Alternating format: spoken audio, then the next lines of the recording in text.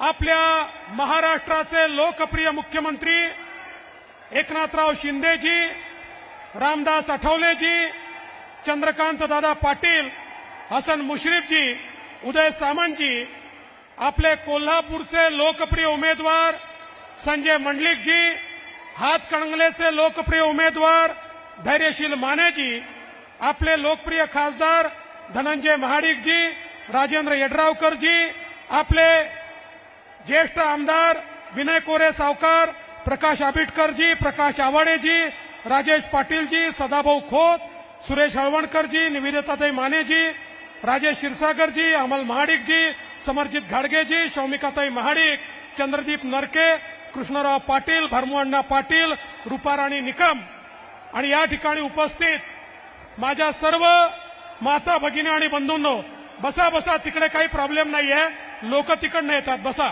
मोदीजी मागून येणार आहेत, तिकडनं येणार नाहीयेत.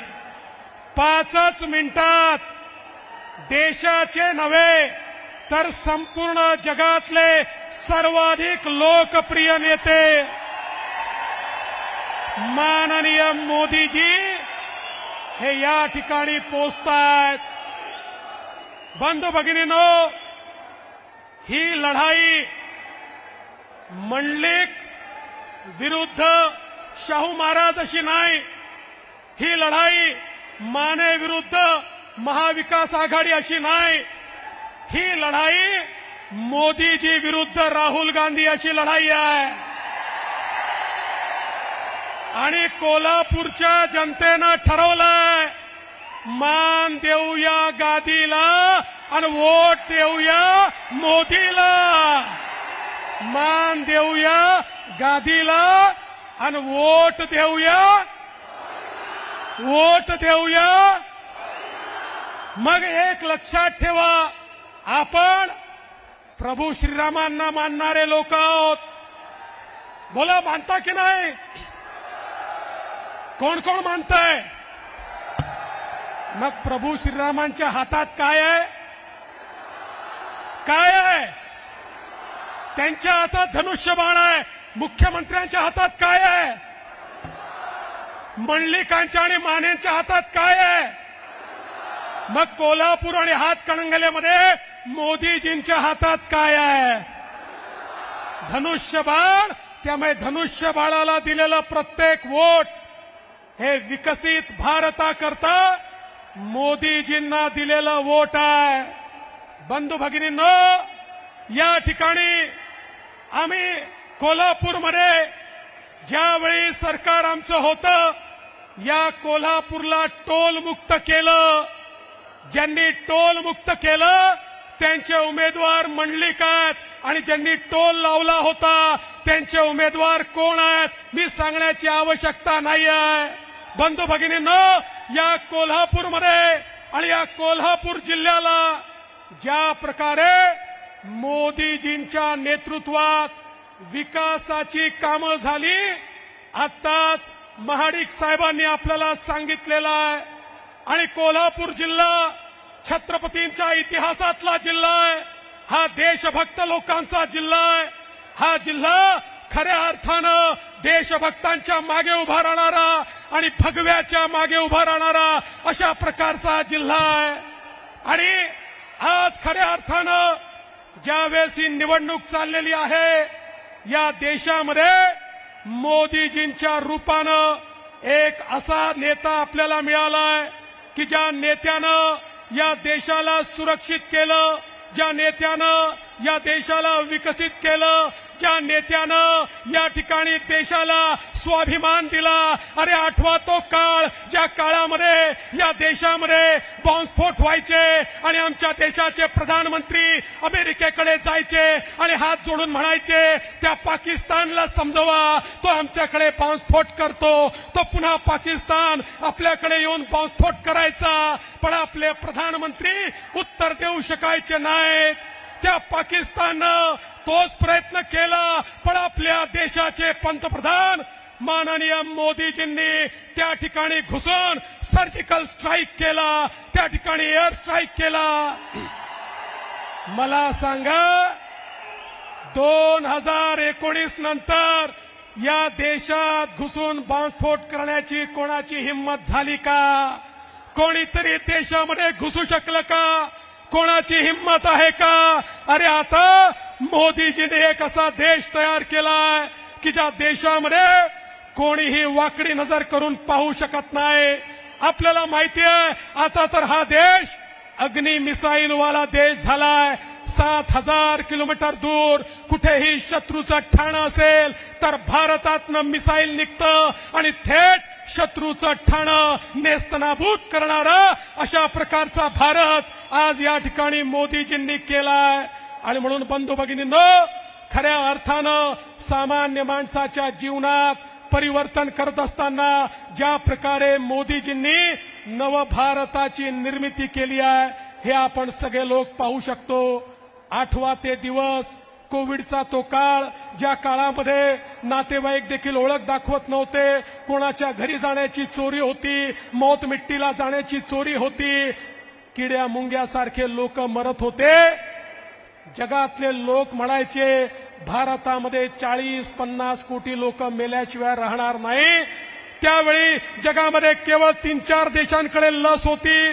कोविडची लस आपल्याकडे नव्हती. त्या देशांना वाटायचं भारताचे नेते आमच्या पुढे येतील, हात पसरतील, मग भिकाऱ्यासारख्या काही लसी त्यांच्या हातावर आम्ही टाकू. अशा प्रकारचे त्यांचे मनसुबे होते. संपूर्ण जग चिंतेमध्ये होतं. पण जगाला हे माहित नव्हतं की या भारतामध्ये एक वाघ पंतप्रधान आहे, ज्या वाघानं या ठिकाणी कोविडची लस स्वतः तयार करून घेतली. आपल्या शास्त्रज्ञांना सांगितलं आपल्या देशाची लस तयार करा. कोविडची लस या भारतामध्ये तयार झाली. 140 कोटी लोकांपर्यंत 2 वेळा कोविडची लस पोचली. आमचा भारत जिवंत राहिला. आज आपण सगळे लोक या ठिकाणी एकत्रित बसू शकतो कारण या देशाला मोदीजींसारखा नेता लाभला ज्यांनी एक पैसा आपल्याला लागू दिला नाही. आपल्या प्रत्येकाला त्या ठिकाणी कोविडची लस टोचली. अरे मी तर असं म्हणेन यावेळेचं मत अनेक गोष्टींकरता आपण मोदीजींना देऊ, पण त्यात सगळ्यात महत्वाची गोष्ट आहे जान है तो जहान है. आज जिवंत तर मोदीजींमुळे, मोदीजींनी दिलेल्या लसीमुळे. आणि त्यामुळे आज आम्हाला मत द्यायचं असेल तर ज्या नेत्याने या हिंदुस्थानला जगण्याकरता त्या ठिकाणी कोविडची लस दिली त्या मोदीजींना या ठिकाणी आपल्याला मत द्यायचं आहे. आणि म्हणून आपले संजय मंडलिक आणि धैर्यशील माने हे मोदीजींचे प्रतिनिधी म्हणून आज या ठिकाणी आहेत. बंधू भगिनींनो, तुम्ही बघा केवळ मोदीजींनी या 10 वर्षामध्ये 25 कोटी लोकांना गरिबीच्या बाहेर काढलं. 10 वर्षामध्ये 25 कोटी लोक गरिबीच्या बाहेर काढण्याचा रेकॉर्ड जगामध्ये कोणी करू शकलं नाही. आज आपण पाहू शकतो 20 कोटी लोक असे आहेत की जे कच्च्या घरांमध्ये राहायचे, त्यांना पक्क घर हे मोदीजींच्या माध्यमातून या ठिकाणी मिळालं. गाड्या येत आहेत, बरोबर आहे, गाड्या येत आहेत, मोदीजी पोचतायत. मोदीजी 5 मिनिटात मंचावर येतील. मोदीजी आल्यानंतर कोल्हापूरचं भगवं वादळ हे मोदीजींना लक्षात आलं पाहिजे. छत्रपती शिवाजी महाराजांची ताकद ही कोल्हापूरकरांनो तुम्हाला मोदीजींना या ठिकाणी दाखवायची आहे. आणि मला विश्वास आहे मोदीजींनी भारत बदललेला आहे. गरीब कल्याणाचा अजेंडा चालवलेला आहे. 60 कोटी लोकांच्या घरी पाणी पोचलाय. 55 कोटी लोकांच्या घरात शौचालय पोचलाय. 50 कोटी लोकांच्या घरात गॅस पोचलाय. 55 कोटी लोकांना आयुष्यमान भारत सारखा या ठिकाणी मोफत इन्शुरन्स मिळालेला आहे. 60 कोटी लोकांना मुद्राचं लोन मिळालंय. 80 लाख बचत गटांना 8 लाख कोटी रुपये त्या ठिकाणी मिळाले आहेत. विश्वकर्मा सारख्या योजनेतनं 12 बलुतेदारांना त्या ठिकाणी मोदीजींनी मदत केलेली आहे. आमच्या आदिवासी समाजाला 24,000 कोटी रुपये मोदीजींनी दिले आहेत. बंधू भगिनींनो, या देशातल्या प्रत्येक घटकाला मोदीजींनी मदत केली आहे. दीन दलित गोर गरीब आदिवासी शेतकरी शेतमजूर महिला अल्पसंख्याक ओबीसी मराठा समाज धनगर समाज असा एकही समाज नाही जो मोदीजींमुळे लाभान्वित नाही। आणि म्हणून आता या निवडणुकीमध्ये कोल्हापूरचा हुंकार हा दिल्लीपर्यंत पोचला पाहिजे। अब की बार अरे 400 पार मध्ये 2 हात कोल्हापूरचे पण पाहिजे ना, पाहिजे की नाही? संजय मंडलिकजी पाहिजे की नाहीत? धैर्यशील माने पाहिजे की नाहीत? मग 2 हात ज्यावेळी प्रधानमंत्री महोदय तिसऱ्यांदा शपथ घेतील त्यावेळी आपले 2 प्रतिनिधी